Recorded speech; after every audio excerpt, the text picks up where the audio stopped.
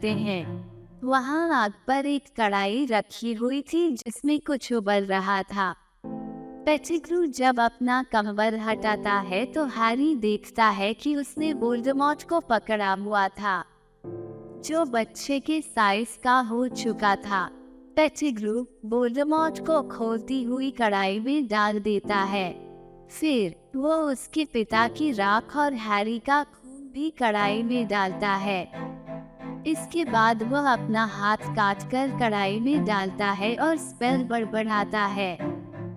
थोड़ी देर बाद वोल्डेमॉर्ट पहले की तरह बलवान होकर कढ़ाई से निकल आता है।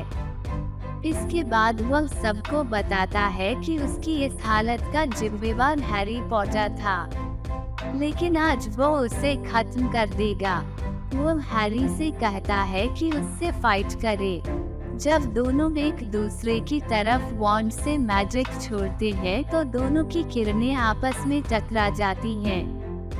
दोनों ही एक दूसरे को कोई नुकसान नहीं पहुंचा पाते, लेकिन तभी हैरी एक स्पेल से वोल्डेमॉर्ट की छड़ी को दूर फेंक देता है।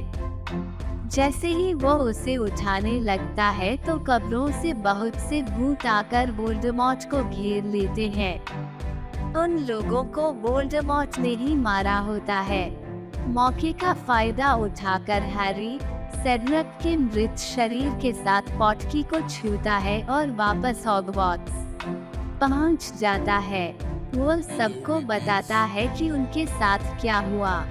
सेड्रिक के पिता बेटे की मृत्यु से बहुत दुखी हो जाते हैं। हैरी उन्हें बताता है कि सेड्रिक एक बहुत ही बहादुर और ईमानदार लड़का था। इन सारी घटनाओं से हैरी की हालत भी खराब हो रही थी। डम्बलडोर उसे आराम करने के लिए कहते हैं। प्रोफेसर मूडी उसे कैसल में ले जाते हैं, लेकिन एक कमरे में पहुंचकर मूडी बताता है कि वो डेथ ईटर है और वोल्डेमॉर्ट के लिए काम कर रहा था। उसने ही हैरी के नाम की पर्ची गॉबलेट ऑफ फायर में डाली थी। वो चाहता था कि हैरी इस टूर्नामेंट में हिस्सा ले और ट्रॉफी के द्वारा ग्रेवयार्ड में पहुंच जाए, ताकि वहां वोल्डेमॉर्ट उसकी हत्या कर सके। इसके बाद मूडी जैसे ही हैरी को मारने वाला होता है, डम्बलडोर और दूसरे टीचर्स वहां पहुंच जाते हैं। वे मूडी को काबू में कर लेते हैं। डम्बलडोर सबको बताते हैं कि यह असली मूडी नहीं है, बल्कि यह मिस्टर क्राउच का बेटा बार्टी है। वे दोनों वोल्डेमॉर्ट के फॉलोअर थे। क्राउच ने विंकी से कहा था कि उसके बेटे बार्टी को इनविजिबिलिटी क्लोक में छुपा कर रखे। अब हैरी को समझ में आता है कि विंकी हमेशा के सीक्रेट को छुपाए हुए रखती थी।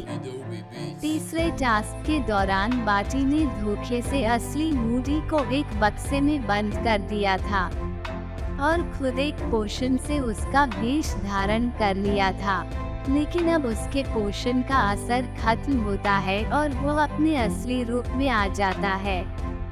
उसे अरेस्ट कर लिया जाता है और मूडी को आजाद करवा लिया जाता है।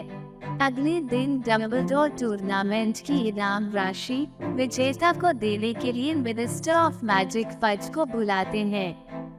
वे उसे बताते हैं कि वोल्डेमॉर्ट फिर से शक्तिशाली हो गया है, लेकिन वे इसे मानने से इनकार कर देते हैं और कहते हैं कि पूरी जांच के बाद ही हमें नतीजों पर पहुंचना चाहिए। इसके बाद फज टूर्नामेंट के विजेता हैरी को इनाम राशि देते हैं। साल के अंत में दिए जाने वाले फीस्ट के दौरान डम्बलडोर सबको बताते हैं कि किस तरह वोल्डेमॉर्ट ने सेड्रिक डिगोरी की हत्या कर दी थी। आगे वो और शक्तिशाली होने जा रहा था और उन सबको एकजुट रहने की जरूरत है। इसके बाद हैरी, रॉन और हर्माइनी छुट्टियों में वापस घर जाने लगते हैं। जब फ्रेड और जॉर्ज ट्रेन से उतरने लगते हैं तो हैरी उन्हें अपनी इनाम राशि दे देता है, ताकि वे अपनी प्रैक्टिकल जोक्स की शॉप शुरू कर सके जिसकी वे प्लानिंग कर रहे थे। साथ ही वह उनसे कहता है कि रॉन के लिए नए कपड़े भी खरीद दे। सब लोग हैरी का दिल से शुक्रिया अदा करते हैं। इसके बाद हैरी अपने अंकल आंटी के घर के लिए रवाना हो जाता है।